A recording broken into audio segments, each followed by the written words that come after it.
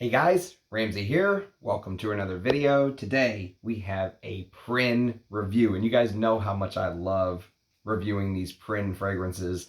Shout out to my perfume god person that made this happen, whoever you are. Today we're going to talk about a 2023 release from the House of Prin, and it is called Krissana, which basically means Agarwood or Oud in Thailand. And you all know that Prin Lomros is a Thailand perfumer. He was born in Thailand, raised in Thailand, and he loves incorporating Thailand into his compositions. So Krissana is an oud fragrance through and through, but there's some other things going on. Sometimes I feel like there's like this weird musk thing in here that I'm getting. It could be from the jasmine sambac could be musky in here, but first, I just want to say that I have done a lot of work on these artisanal houses, if you will, as of late. The Bortnikovs, the Ensars, the Arisladores, the Prins, I would include him in this list, although I wouldn't put him in that top tier.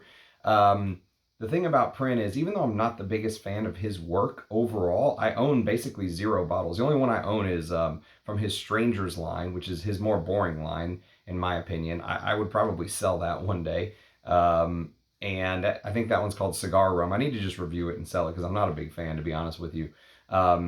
But I own 0 bottles. But you know what he does is he intrigues me, and that's enough for me. That's enough for me to want to prioritize this over, the reviewers who will do nothing but lists all day. 8 fragrances to wear to the movies, or that just, it doesn't get me going, I want to do what I want to do, and that's why I like running my channel the way that I want to run it, and not running it with what gets clicks, because if you run it based on what gets clicks, you're going to talk about things like clones and, stuff like that, which everyone has their own thing. I'm not bashing clones. I'm just saying it's not going to be something for my channel. You know what I mean? There's enough real fragrances or vintage fragrances or artisanal fragrances or these type of houses that get me going where I don't have to go down the clone route. So not doing it for clicks, doing it for the love and the passion, and still what moves me. And this fragrance moves me, I'll tell you that. Let me read you the blurb. It is a pretty lengthy blurb, but I think it'll give you a good picture before I really start diving into it. So this is a limited release, okay? So keep that in mind. On his website, it says there's 10 bottles left, and that's it. Now, Prin sometimes I feel like has fragrances from 5 years ago that are still in stock. Sometimes I feel like he has something where it just came out and then bam, it's discontinued. So I'm not really sure how he operates, whether he kind of does the Arisladore model one and done, whether he'll make a second batch sometimes and call it something different, or I'm not really 100% sure on that yet. But I can tell you that this is 30 mils for $380. Which is pretty pricey, okay? It's not cheap, I'll tell you that. And so it's based and cultivated on Agarwood from all of the different regions in Thailand. I'm going to do like a fresh little blurb here. So there you go. Look at that. Beautiful. Because I really do enjoy this fragrance. So this will be a good bedtime wear for me. And I still have enough to play with later on. So thank you. Look at the color of the juice too. I love dark colored juice like this. And I got it on the little deal, so I'll be able to smell it. Oh, yeah. Oh, it's really good. Really, really good. So here's what he says. Krissana opens with the deep and enchanting scent of agarwood, also known as oud. This precious ingredient sets the foundation for the fragrance, providing a rich, woody, and slightly resinous aroma. Resinous, absolutely. The oud used in Krissana is sourced from different regions in Thailand, each contributing its own unique character to the scent. As many oud lovers know, oud oil from different locations and genuses each have unique characteristics, same as in oud from Thailand. The different genus and geography is the main factor that contributes to the unique character of oud oil from Thailand. The genus of the agarwood tree, as well as the specific region where it is cultivated, play a significant role in determining the aroma and qualities of the oud. Now, there is a big rabbit hole. If you want to go into the oud game, real oud game, there is so much to take into account. And he starts talking about some of this here. So this is a very interesting conversation, maybe even a conversation for a live stream one day. But he says, Thailand is known for producing high-quality agarwood. The country has a diverse range of agarwood species. So he actually gets into the species themselves, including Aquilaria Crassna Aquilaria Malaccensis and Aquilaria Sinensis, sure, among others. Each species has its own distinct scent profile and characteristic, resulting in different nuances in the oud oil. Again, the rabbit hole goes deep. It's not just in what region the oud grows in. It's funny because sometimes you'll see something where they'll say, okay, this is Thai oud, this is oud from Laos, this is oud from Vietnam, Philippines, Cambodia, whatever it is, right? But that only tells half the story. The other story is what species of oud tree is it? So again, the rabbit hole goes deep. So he's saying that this is made up of all of these different species of oud within the different regions of Thailand. Very cool idea. So as the fragrance unfolds, the warmth of amber adds a luxurious and comforting touch. The amber, the benzoin, the myrrh in this play a big role. I think it plays a big role of kind of softening everything, making it a little bit more palatable. Some of his fragrances feel like a punch in the face just to be a punch in the face, like he's trying to shock you by punching you in the face. And at least with this, there is a little bit of shock factor there, but I feel like it's blanketed, there's a lid on it a little bit, if that makes sense. So it surrounds the wearer with a gentle embrace, adding depth and a sense of sophistication. The amber note harmonizes with the oud, creating a smooth and alluring combination. Delicate and aromatic flowers make their presence known in Krissana. Jasmine Sambac Absolute lends its sweet and intoxicating floral scent, evoking a sense of beauty and elegance. Rose Absolute, with its timeless and romantic aura, further enhance the floral bouquet. Already I'm getting the jasmine and the rose coming together. It's a beautiful combination, I won't lie. The fragrance is further enriched by the inclusion of various base notes. Sandalwood from Australia provides a creamy and smooth woody aroma, while patchouli adds a deep and earthy element. Definitely earthy elements here. Very earthy, along with the vetiver, adding grounding qualities, while benzoin and styrax contribute resonance and balsamic nuances. Krissana is a captivating perfume inspired by the precious agarwood cultivated in various regions of Thailand. It combines the rich and distinct aroma of Thai oud oil with a harmonious blend of complementary ingredients. Krissana offers luxurious and multi-dimensional olfactory experience. That is true, inviting oud lovers to explore the unique and captivating world of Thai oud. The combination of agarwood oil from different regions in Thailand, along with the incorporation of precious flowers, spices, and a diverse range of base notes, creates a distinctive character that is rich, complex, and sophisticated. Krissana is a fragrance that celebrates the allure of oud and offers a sensory journey that is both evocative and memorable. Now, let me read you the notes, because he actually breaks down some of the oud. So, oud from Trang, oud from Chanthaburi, 2 types of oud from Trat, oud from Prachinburee province, oud from Srakaew, oud from Chiangrai, wild oud from southern Thailand, jasmine sambac absolute, champaka, myrrh, amber, rose absolute, black pepper, clove, cinnamon, cumin seed, sandalwood from Australia, patchouli, vetiver, styrax, and benzoin. Again, 10 are left in stock on his website. So that is the blurb, and a hell of a blurb it is, I must admit. Now, $380 though for 30 mils is one of the most expensive Prins I've ever come across. I've come across some expensive ones, but most of them are like $200, $250, $380 is really starting to get up there now, okay? But it's crazy because off of an early impression video, this fragrance is so complex, it's almost hard to just discuss off of just sampling it right out of the gate. I will tell you that if you've smelled some of his other work, okay, if you've smelled the way he does this animalic, musky, spicy creations, if you smell this, instantly you'll say, this is a Prin. I mean, this is Prin's work through and through. It's almost like, the way I would describe this is it's almost like a culmination of all of his efforts in tinkering and, mad scientist feeling of being in the lab and, a tweak here and a tweak there, trying something different here and there. To be fair, I have been very, very tough on Prin in some of my previous videos. Very tough, not just a little tough, but very, very tough. And like I said, he intrigues me because I always like coming back for more. I look forward to doing these Prin reviews. Well, first of all, there's almost no reviews of his fragrances on YouTube. None. I mean, to be fair, the guy that does like 1-minute reviews has reviewed pretty much everything, it feels like, out there. But a full review where we really go into detail, there's none, okay? And so, to me, I've done a massive amount of work on the House of Prin for the most part, but I'm not an expert. I'm sure there's some people out there that have smelled everything he's done, which I've not. I just kind of smell stuff as it comes to me periodically. And if you go to, there's a Prin / Parfum Persona / Strangers / Prin Parfum. I mean, he's got all these different names for the houses. One is PRIN, one is PRYN, but there's an entire playlist where you can go check out my reviews. And if you watch those reviews first and then you watch this video, I will tell you that once you kind of hear the way I break those other fragrances down, Krissana to me feels like a culmination of his life work. I mean, it really does. It feels like this is what he's been trying to get to all of this time, which is crazy. I always imagine him as this mad scientist in a white lab coat, tinkering away, drops a beaker and, smoke and fog emits inside of the lab. Explosions happen.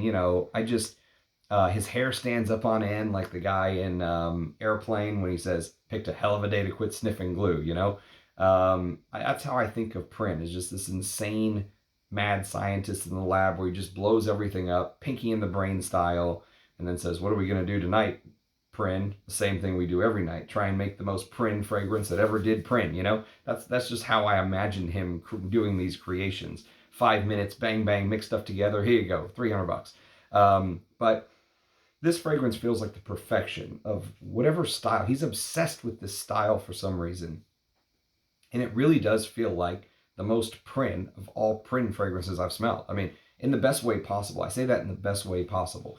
It feels like he finally perfected whatever weird formula in his head he was really trying to create over and over again, if you will. So how does it smell? Okay, so this is the tough part, because Prin loves to overdose things like spices and animalics, especially in the opening of his fragrances. And here, sometimes it's almost like it's been shielded in one way. Like I said, it's been wrapped in bubble wrap or something and then handed to you. I would probably consider this one of the most beautiful real oud creations that I've ever smelled from him. Also, it's probably the most oud heavy creation I've smelled from him, to be fair. You heard it's like 6 or 8 different types of ouds or something. I also think there's some musk in here. Even though there's no musk listed,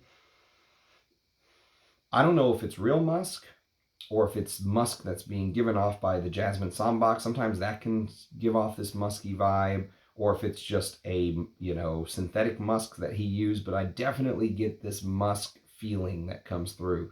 I also think the resinous side of the oud and the actual resins play a major role in how Krissana kind of breaks down.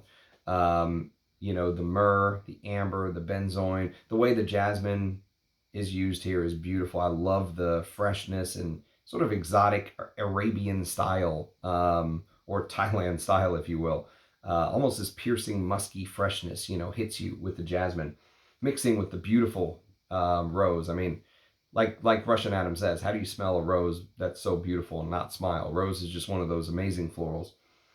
And I think it very well could be the rare mix of all of the different ouds. And, he was going through the breakdown of the different species of ouds. Aquilaria Crassna, Aquilaria Malaccensis, Aquilaria Sinensis. I'm going to get that word right. Aquilaria Sinensis. And I actually pulled a couple out. Now, these are thanks to my brother Jared, who sent me specifically, like this says, Aquilaria Crassna, but this is from Cambodia. This is not from Thailand, but I just wanted to give you an example of how deep the rabbit hole goes. So this is Aquilaria Sinensis, again, right there, Sinensis.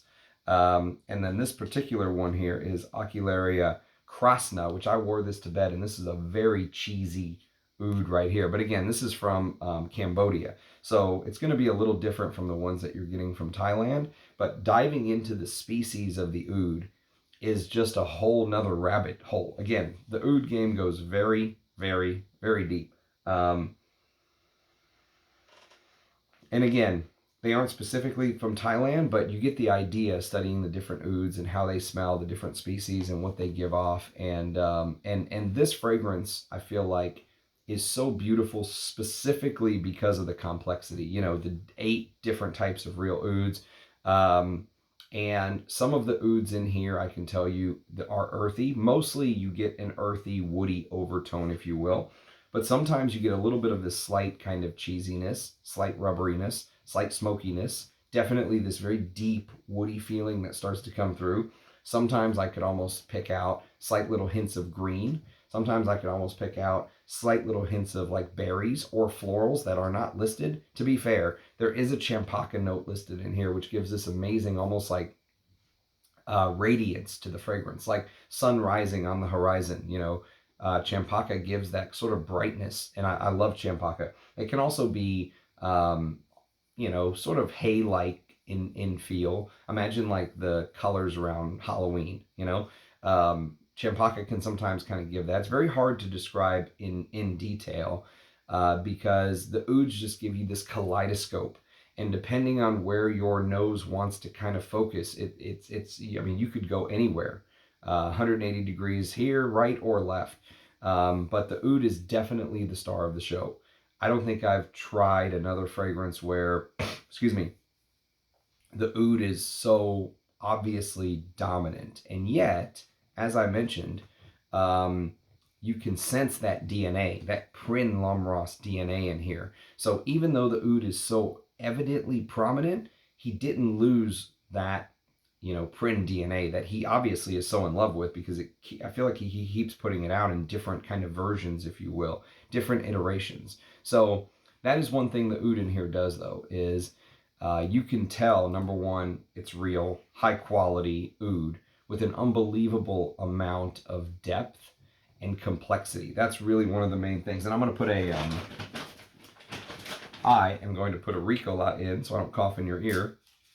It's about a week, 8 days into this. So I pretty much kicked it, but sometimes I still sound like the Godfather late at night. Or Marge, Patty and Selma from The Simpsons, Marge's sisters. Okay. So, as an Oud head, you know, when you smell an Oud that's a designer Oud, like I recently reviewed some designer Ouds on the channel, you can check those out, but they just smell very flat, you know. They smell, it's like trying to drink your favorite soda where all the bubbles have been taken out, you know what I mean? After smelling real Oud and being an Oud head and smelling the unbelievable amount of depth in this, to then go back to the designer side of things, it feels stale. It feels flat. It doesn't have the amount of depth that a release like this has. So even though it is your favorite soda, without the bubbles, without the carbonation, you know, it's a stale soda. It's flat. It doesn't have that vibrancy. It doesn't have that pop to it, you know. For me, there's no doubt in my mind that the Ouds used here are of probably the highest quality. And you get all of these different perspectives, you know. It changes and adapts and shifts, and on top of that traditional Prin DNA. And like I said, this is a very Prin release. Probably outside of those Ouds, though, that give you the earthiness. Earthiness is probably the most prominent note here. Woodiness, earthiness. Probably the most prominent note, I think, that plays the biggest role in this, though. Oh, it's beautiful. Is the resins, okay? So there's, if you watch my review of his other sort of Oud heavy composition, which he has done another one that I consider Oud heavy in one way, but there were nowhere near this many. I think there was only one type of Oud in that particular fragrance, and that was called the Chilla. The Chilla used a Thai Oud and really gave off this, the Oud and the Chilla gave off almost like this blown up trash bag, you know? Like you took a garbage bag, blew it up, and you can smell kind of the plastics. If you've ever been, by the way, out of college, I interviewed at a place that used to make trash bags. It was the craziest thing I've ever heard or seen. You know, how they blow these bags up. Absolutely insane. Very interesting, by the way. But if you've ever, you know, smelled the fresh trash bags, or if you've ever like gone camping and left the tent sort of in storage for too long, maybe it was like wet when you put it away, and then you pull it out and you can sort of smell that enclosed plastic smell kind of hit you, or like one of those blow up beds, you know, that's a great example, one of those blow up beds. After you put the air in it, you know, you put the motor in, you plug it into the wall, it blows it up, it has a different smell. You know, that was kind of how the Oud and the Chilla smelled like from Thailand. A very, very resinous take on Oud. And in Krissana, so what's interesting is I think the earthiness and the resins are kind of the biggest aspect, because the resins are amped up by a couple things. I mentioned the myrrh, I mentioned the benzoin, a couple other things, but I also think that the oud, just in general here, is a very resinous oud. I think Thai oud can come across as very resinous. Sometimes people call Thai oud playful because it can have these little berry aspects to them.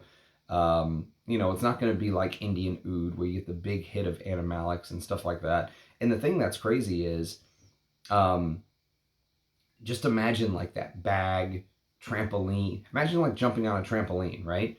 Imagine the sort of like texture of the trampoline itself, giving as your weight hits and then kind of springing you back. And that's kind of what the resinous feel of the oud feels like here. And then take that Prin DNA where, he likes to take all the notes and just kind of put them in a shotgun and shoot them at you like scatter shot style, and so you're almost like Neo in the Matrix trying to kind of dodge all these notes coming at you, and they just come at you at once. There's really very little note tree in his creations. For the longest time, I thought Prin couldn't blend. I thought he was somebody who either just didn't take the time to learn how to properly blend, he rushed his compositions out, or whatever you want to call it. Shout out to the folks like Nick, for example, who made me stick with it, because the first couple fragrances from him that I reviewed, I bashed. I hated them. And I thought, man, these are the type of, compositions people are paying big money for in the artisanal space when there's a Riz Ladores and Ensars and all this stuff out there. And Nick told me stick with it. And then I started to come across some I really like Thachilla, like Mogao, like Mora. And even though on the bad side, you still had the Anthamaras and the Haxons and all that just did not pass for me. They would be big passes for me. Even though some of his work is really hit or miss, I have to say, he does captivate me. He really, captures my attention. And that is one of the things that is most important, I think, when trying perfume, because nowadays, most perfume that I smell, after smelling thousands of fragrances, it doesn't capture me. It almost kind of bores me in a way. When I smell a new release from whoever, name the big conglomerate brand in your head that you're thinking of, as I just said, that probably LVMH or Puig or one of those big companies own, and just then imagine, the response smelling it for the very first time. A lot of times fragrances nowadays are, they are maybe made in an educated way, but they seem to lack soul, they lack depth, and a lot of times the fragrances are very meh, if not disappointing. And so for a brand to really at least capture my attention, to be like, what in the hell am I going to smell this time? Prin definitely gets that. Now, I wore this to bed a second time because I really wanted to do this review yesterday, but I wanted to wear it to bed a second time because I wanted to get more of the dry down. So I have a couple hour dry down here. I wanted to just re-experience that sort of as this fragrance is very sort of linear, but as the oud begins to kind of maybe allow some of the ambers and the resins to shove their way into the composition a little bit, I wanted to experience the dry down for a second time. And I really think that this is one fragrance, after smelling lots of Prins, I think this is one fragrance that Prin should be proud of, because this scent profile just seems so important to him to create something that has this particular profile to it with little twists here and there. And this gives you that with very high quality ouds. One of the reasons, why would you buy an artisanal fragrance? What's the reason to buy an artisanal fragrance? You want to smell something different. You want to smell something unique. You don't want to smell a designer in a $430 bottle. I'm looking at you, some of the previous reviews that I've done very recently. And so you want to smell something unique and different. And, this gives you the real ouds. It gives you the sort of diversification amongst the ouds that you're getting. It satisfies the sniff test as far as value for money, for me goes anyways. And as it continues to dry, what ends up happening is it becomes smoother and smoother and smoother. And so, you get the animalics that Prin loves using. They're here. But if you watch some of my other Prin reviews, some of those other fragrances that he put out, like I said, they're punches to the face, but in a way that it seems like he is trying to do it just for shock value, you know. Some of his fragrances reminded me of like dried dog turds, cat turds thrown into a, you know, boiling pot. I don't get any of that here. I do get animalics in the Prin style, but as I've said, there's something bubble wrap around it. There's something a little bit more tame. And you would think with all these crazy ouds that wouldn't be the case, but you get the Prin animalics and you get the Prin spices. So here he's used cumin seeds, but it's not used in a way where it's going to put you off. You know, it's not so haphazardly used as some of his other creations just felt like he meant to put a little bit in. The whole cap fell off of the cumin, you know, bottle he was shaking into the pot, and he said, fuck it, just stirred it in and gave it to you. You know, here it feels softened with other spices, more properly blended. Maybe he's kind of advancing as a perfumer, because this is only last year. This is 2023 from my understanding, with a dash of clove. Very, very beautifully all put together. And the softening of the animalics, and yet still giving you those heavy ouds, gets a thumbs up from me. Absolutely gets a thumbs up from me. And, you know, and you have to, as I've said this many a times before, you have to know the taste of the reviewer that you are watching, okay? And so you have to know that I have been a huge oud head in the last year or two, especially in the last year. As time has gone on, oud has become like a bigger part of kind of what I want to wear. For example, today I wore Ensar Ouds, EO number 1. And that brings me to my next point. Would I spend $380 on 30 mils of this? No, I would not right now, not as my collection stands right now, because I have so many other ouds that I could reach for from Russian Adam, Maxim, Bortnikov, you know, these artisanal brands, the Ensars, that scratch the same itch, okay? I really enjoy this, really enjoy it. And if money was no issue, would I own a bottle of this? I would. I would go buy a bottle if money meant absolutely nothing. But most of us, money means, especially $380, money means something. You have to be careful on what you spend your money on, and so you have to kind of prioritize. And so for me, with the collection of oud fragrances I have that would scratch a similar itch, like EO number 1, I probably would not buy this today. Now, if I was in the market for a real oud fragrance and I didn't have kind of the, I didn't have all of these type of fragrances at my disposal already, would this be in the running for a bottle? Yes. Yes, it absolutely would. It's that good. I mean, it's very impressive.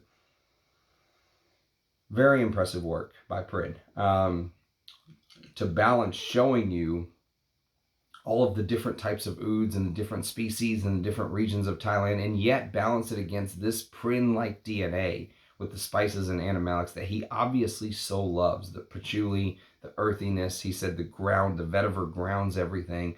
It's a very earthy, woody, slightly animalic, spicy, very Prin fragrance, you know?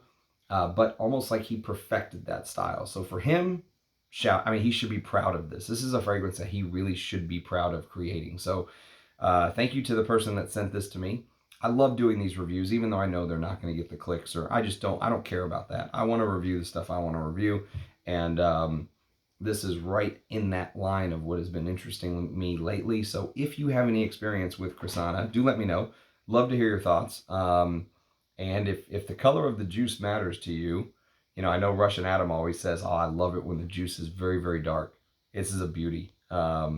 Definitely one to put on your to sniff list if you're an oud lover, or if you are like me and before you just had a very hard time finding a Prin that does it for you. You know, if you're like, nope, wrong, pass, won't touch that. This is one to put on your to sniff list. So let me know what you think. I know it's a limited edition, so not many people may have had a chance to smell it. Thank you to my perfume god person who sent this my way. As always, I appreciate you guys watching, commenting, liking, subscribing. We're coming up on 10,000 subscribers soon, which I'm very blessed and grateful for. But I still have no clue what the hell I'm going to do. Excuse me. So that's still up in the air. But whatever it is, there will be a 10,000 subscriber video. So thank you guys. Love you. Cheers. Catch you next time. Bye-bye.